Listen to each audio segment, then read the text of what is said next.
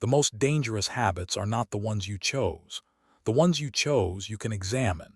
You can remember deciding to start them, trace the logic that made them feel reasonable at the time, identify the need they were meeting. The ones you chose have a history you can access and a reasoning you can interrogate. They are yours in the fullest sense, adopted consciously, maintained deliberately, changeable in principle even when difficult in practice. The habits you did not choose are different.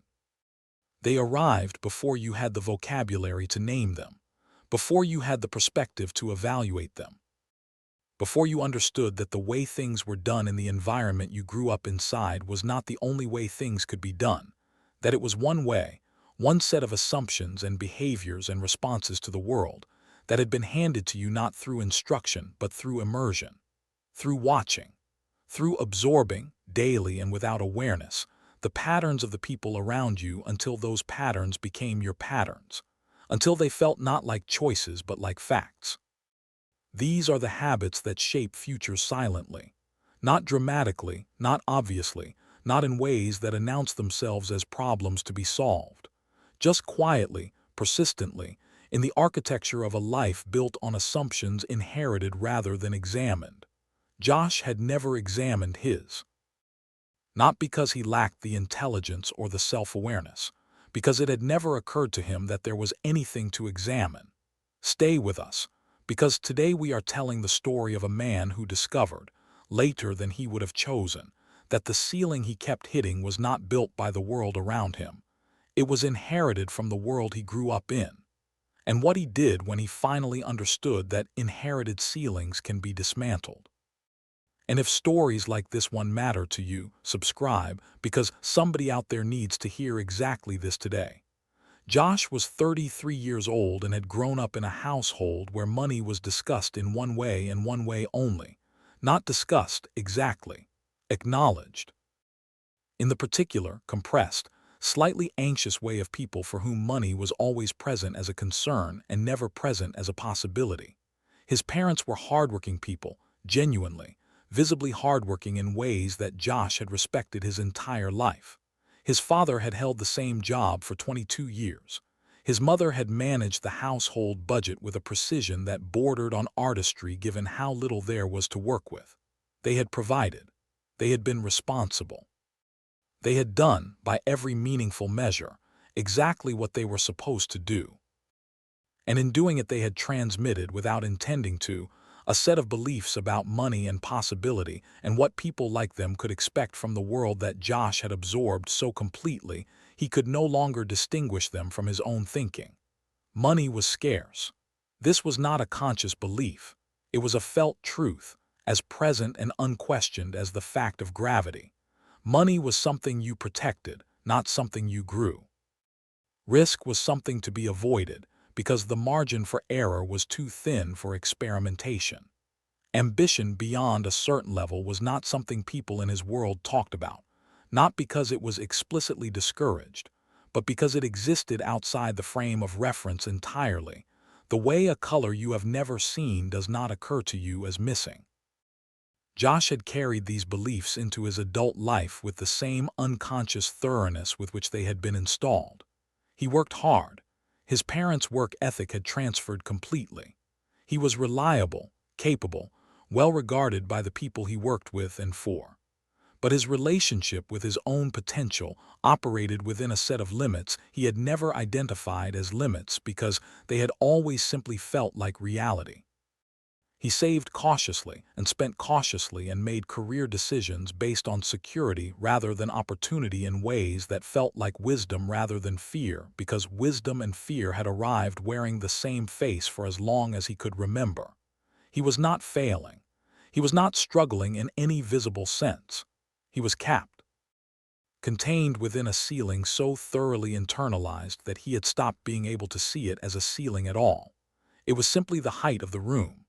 The moment that changed this arrived through a book Josh had not gone looking for. He had been in a second-hand bookshop, the kind he visited occasionally on weekend afternoons with no particular agenda, moving along shelves with the unfocused pleasure of someone open to whatever happened to be there. A book had caught his eye not because of its title but because of its cover, plain, slightly worn, the kind of object that looked like it had been read by someone who needed it. He picked it up, read the back, put it down, picked it up again. It was a book about the psychology of inherited financial beliefs. The author's central argument was one Josh had never encountered in those terms, that the beliefs most people hold about money, risk, ambition, and their own economic potential are not conclusions they arrived at through experience or reasoning.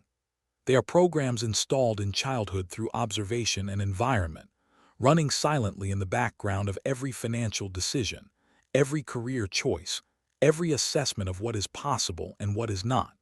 The author called them money scripts, and the particular money scripts inherited from environments of scarcity, the ones that encoded money as something to be protected rather than grown, risk as inherently dangerous rather than inherently necessary for progress, ambition beyond a certain threshold as something that belonged to other kinds of people.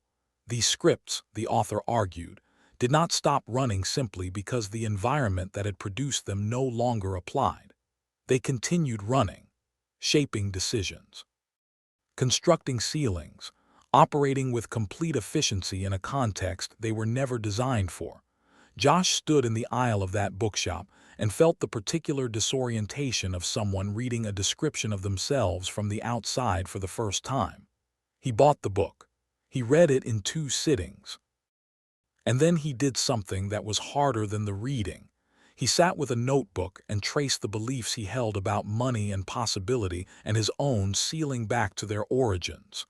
Not with blame.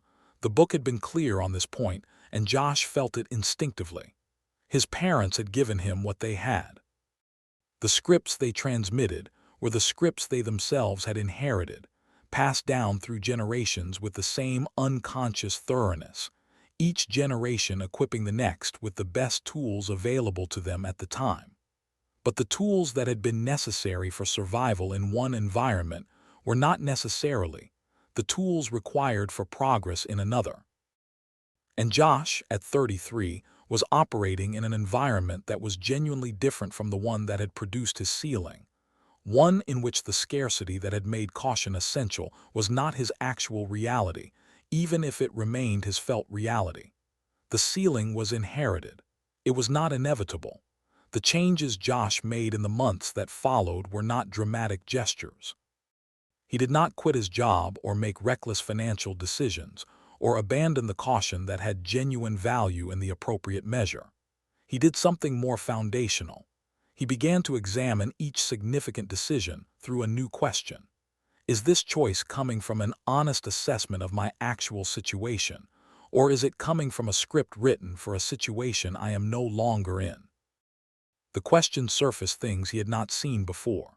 The promotion he had not applied for because something beneath the conscious level had decided it was not for people like him. Examined honestly. A script speaking, not a realistic assessment of his qualifications. The investment he had been avoiding for 3 years because the word investment had always carried the emotional weight of gambling in the household he grew up in, examined honestly. A program running, not a financial analysis. He applied for the promotion. He got it. He made the investment, cautiously, with appropriate research, in a way that honored the genuine value of the carefulness his upbringing had instilled while refusing to let the fear beneath the carefulness make decisions it was not qualified to make. The ceiling did not disappear. Inherited beliefs do not dissolve in a single season of awareness, but it lifted, visibly, measurably, in the specific ways that a person notices when they have stopped operating at the height of a room and started asking how tall the building actually is. Josh was not a different person.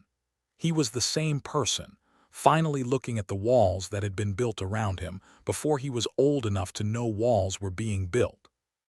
The habits most likely to determine your future are the ones you never decided to have, not the routines you built deliberately or the behaviors you adopted consciously or the patterns you can trace back to a specific decision. The ones you absorbed, the ones that arrived in the years before you had the perspective to evaluate them, installed by the environment you grew up inside with the thorough, invisible efficiency of something that was never meant to harm and never announced itself as a limitation. They are running right now. In the background of every decision you make about money and risk and ambition and what you are allowed to want for yourself, shaping your choices with the quiet authority of things that feel like facts rather than programs. The question is not whether you have inherited habits that are shaping your future. You do. Everyone does.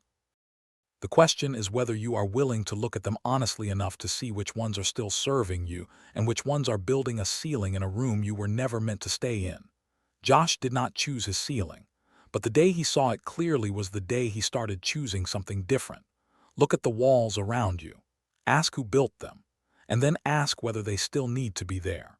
If this story moved you, subscribe and share it with someone who needs to hear it today.